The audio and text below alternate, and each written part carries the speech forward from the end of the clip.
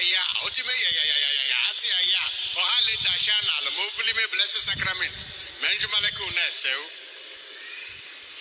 oburu na fada vuli me blessed sacrament gina gagari no loka nda madu gina ada onye na akwatu obu Jesu no the blessed sacrament so bo fada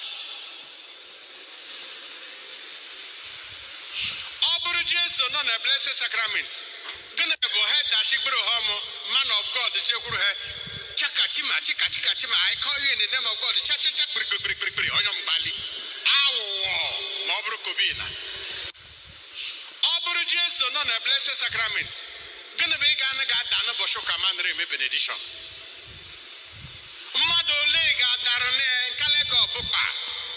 na fada abule blessed sacrament je go zinta mmadu na benediction agadi mmadu ole dar na ga dar okay oburu na obugo blessed sacrament na akwatugu na obo